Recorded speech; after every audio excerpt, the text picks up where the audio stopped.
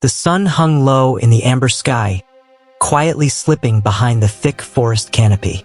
Oliver often took these walks after long days at work, seeking peace in the rhythm of nature.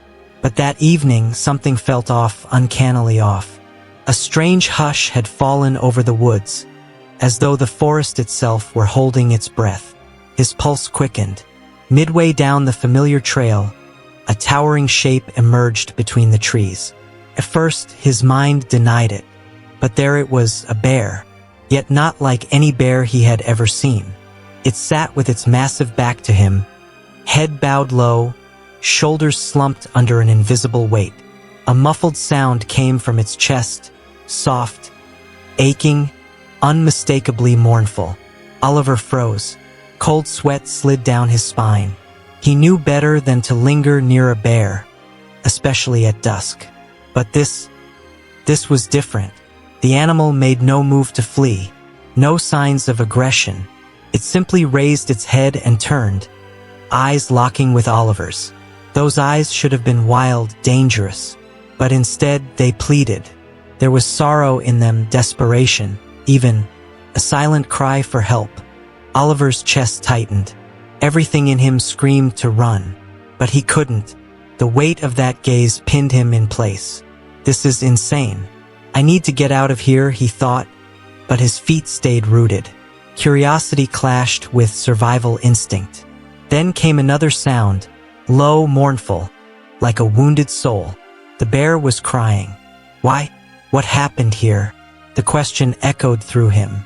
The forest grew heavier, the air thick with something unspoken. Oliver sensed it. This moment was a turning point. Whatever decision he made now would change everything. What started as an ordinary walk had become something else entirely. He stood frozen, trying to process the impossible. The bear hadn't moved, still calm, still waiting. And then, with quiet grace, it rose to its feet. Slowly, deliberately, not to threaten but to show it meant no harm. It took a few steps toward him. Oliver's muscles tensed. His instinct screamed louder now, run, but then the bear stopped, turned slightly, and paused. His posture was clear. It was inviting him. It glanced over its shoulder, gave one last look, then turned fully and began to walk away. Oliver stared after it, heart pounding, confusion knotting his thoughts. What am I doing? He muttered. The chill of night crept into his bones. But something about that bear, something was different, deliberate, purposeful, as if it knew exactly what it was doing. Maybe it was madness, maybe it was something else, but the urge was undeniable. Follow it. And so, without fully knowing why, Oliver began to move. With each step, the forest darkened, the trees leaning in closer, casting twisted shadows that danced like spirits. This is crazy, he told himself. But he didn't stop. His feet moved as if guided by something deeper, some instinct buried beyond reason. The bear turned its head now and then, checking for him. Silent, steady, leading.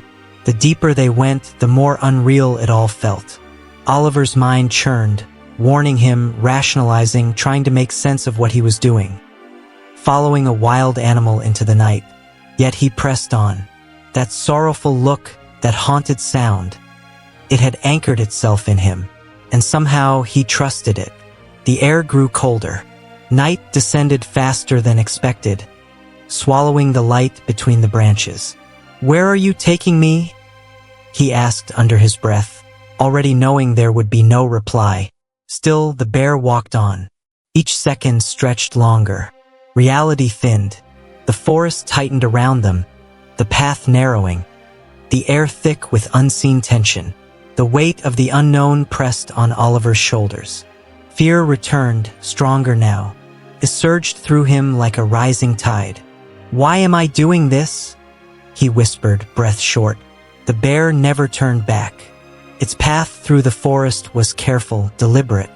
It avoided roots and rocks, guiding Oliver along a safer trail, as if it knew the ground intimately. And slowly, that care built a quiet trust in Oliver's chest.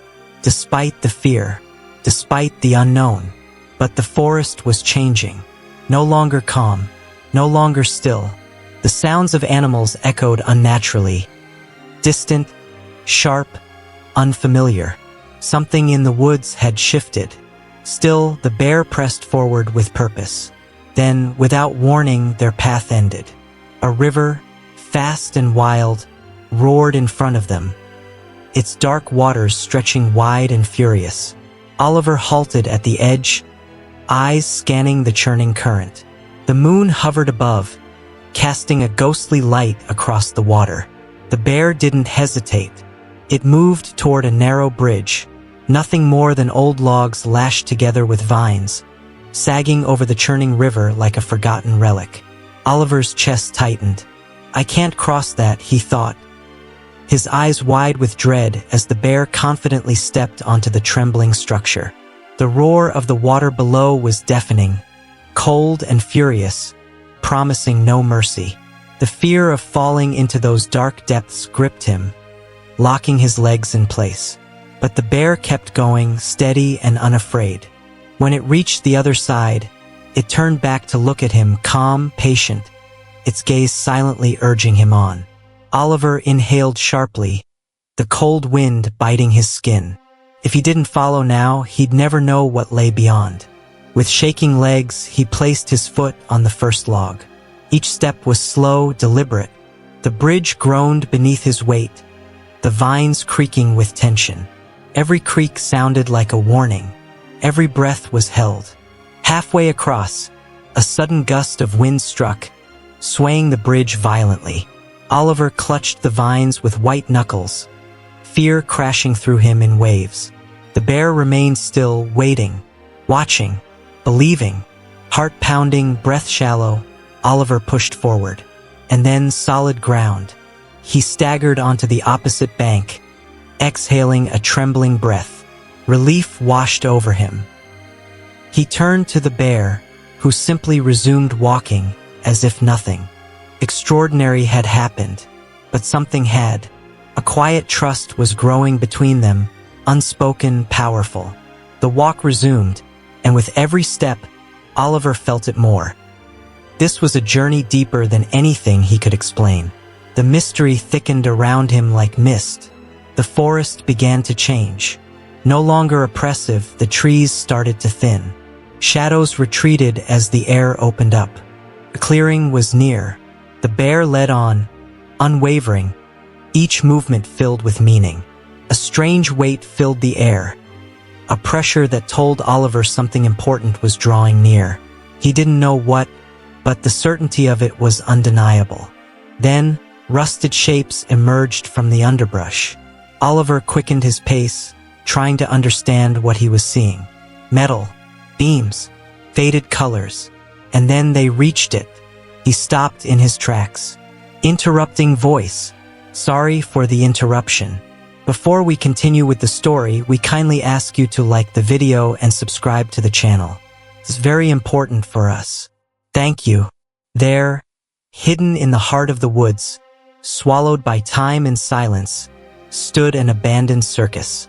The tattered remains of a once vibrant tent swayed in the breeze, its colors dulled by rain and years. Rust clung to every surface. Cages, poles, broken rides. A graveyard of forgotten joy. The place reeked of decay and something deeper, sorrow. Massive cages lined the clearing, most empty, but a few still held life. Thin, weary animals stared through the bars with hollow eyes. Survivors, barely. Their pain was written across their bodies. Oliver stood frozen. A circus? Out here? His mind struggled to make sense of it. But the bear kept walking, heading toward the center of the grounds. Oliver followed, careful not to trip on the twisted wreckage littering the ground. Splintered wood, snapped chains, broken toys. Everything felt haunted. He passed a skeletal Ferris wheel. Its rusted chairs creaked in the wind, turning ever so slightly with each gust. The sound sent chills. Through him, something about this place gnawed at him. It was more than just neglect. It was tragedy soaked into the soil. The The bear stopped in front of a large, empty cage. Oliver approached slowly, drawn by a weight he couldn't explain. He crouched, eyes meeting the bear's. In them, he saw something unravel. An echo of the past, sharp and inescapable. You've been here before, haven't you? He whispered. The bear gave the faintest nod. And in that moment, everything shifted. This wasn't just a wild creature. This was a prisoner. Once caged, once forced to perform under the roar of crowds. This was someone who had known suffering. The sadness in its eyes said everything. The bond between them deepened. No words needed. Oliver turned, looking around, and saw the others. More animals, trapped, forgotten, suffering. A crushing weight fell on him. He couldn't just leave. I have to do something, he thought, pulling out his phone with trembling fingers. The signal was barely there, just a flicker, but enough. He typed a short, urgent message and sent it before the connection disappeared completely. There was no turning back. The bear had brought him here for a reason, and now Oliver understood. The history of that abandoned circus was about to change. And Oliver, though he didn't know it yet, was the key to that transformation. What he also didn't know was that the arrival of help would uncover secrets buried far deeper than he could have imagined. The air grew heavier as he wandered deeper into the grounds. Rust-covered fixtures, broken toys, forgotten lives.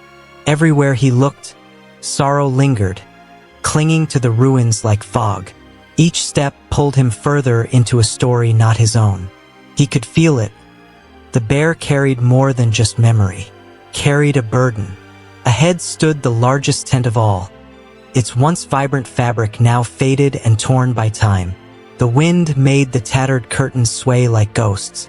Oliver stepped inside and froze. The chill that greeted him wasn't just the cold. This was it. The heart of the circus. In the center of the tent stood a circular performance ring, surrounded by collapsing rows of seats. Once filled with cheers and clapping hands, now only silence remained. He scanned the space, imagining the noise, the spectacle, the forced joy. Then he saw them, deep gashes scratched into the dirt floor, desperate, jagged marks, proof of an animal made to perform again and again. Behind him, the bear entered. It stopped at the edge of the ring. Its eyes, once alert, dimmed, caught in memories too painful to name. Oliver stepped forward slowly, his voice barely audible. You were part of it, weren't you? The bear lowered its head. That small, sorrowful motion said everything. It wasn't just a creature of the forest. It had once been the centerpiece of this cruel place. A victim, robbed of freedom. Used, broken. The weight of the truth crashed over him. He turned, surveying the cages nearby. Some still held animals. Others were empty, but no less haunting. Those still trapped looked lifeless. Eyes dull, movements weak. Oliver's chest tightened. He had to help them. All of them. He reached for his phone, hoping. Searching. No signal. His heart pounded. Time was slipping away. The animals couldn't wait. Turning to the bear, he made a silent vow. I'm going to help you. I'm going to help all of you. He rushed to the nearest cage and tried the lock. Rusted. Solid. It wouldn't budge. Desperation surged through him. Then, distant but clear, the sound of engines. He froze. It was real. Help was coming. He ran to the tent's entrance. Headlights cut through the trees. Vehicles rumbled into view, tires skidding to a halt in the clearing. Doors flew open. Rescue teams, conservationists, police. A woman approached, focused and steady. Are you Oliver, the one who called? I am, he said, breathless. There are animals inside. The bear. It brought me here. No more questions. They moved like clockwork. Teams spread out. Tools in hand, they broke the cages open one by one. Oliver worked beside them, freeing the animals, some limping, some too frail to walk. At first, they hesitated. Freedom was foreign, but with gentle hands and quiet voices, the rescuers coaxed them out. Step by step, the animals emerged. Police moved through the grounds, documenting the scene. "This is bigger than we thought," one officer murmured. The bear stood near Oliver, no longer trembling. Something in its eyes had changed. Relief, understanding. It knew it was over. As the last animals were loaded into transport trucks, headed to sanctuaries and healing, Oliver stood in silence. The truth of the circus would no longer stay hidden. The last truck pulled away. He turned to the bear. It looked back at him, eyes meeting one final time. No words passed between them. None were needed. The bear turned and vanished into the trees. And Oliver remained, forever changed. Days later, the story of the abandoned circus ignited the world. News reports flooded the airwaves. Years of abuse finally uncovered. Arrests made. The circus shut down. But for Oliver, it wasn't an ending. It was the beginning. The pain he'd seen in the bear's eyes lit something inside him. An unshakable purpose. He couldn't go back to being just a hiker. He became a voice for the voiceless. He shared what he'd seen, what he'd felt. He told the bear's story, and in doing so, gave power to thousands more. He spoke at schools, at protests, at rallies. He partnered with animal rights groups. He refused to let the silence return. And always he carried that image with him, the bear walking free into the forest, a symbol of quiet defiance. That image spread across the world, a symbol of hope, of survival, of what happens when compassion leads the way. Every time Oliver saw it, he felt the same ache. Sorrow for what had been endured, gratitude for what had been changed. He still returned to the forest.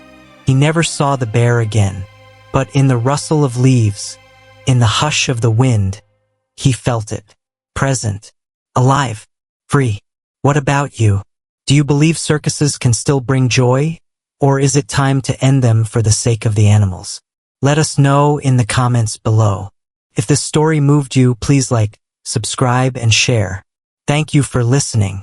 We'll see you in the next video. And remember, even a single act of empathy can change the world.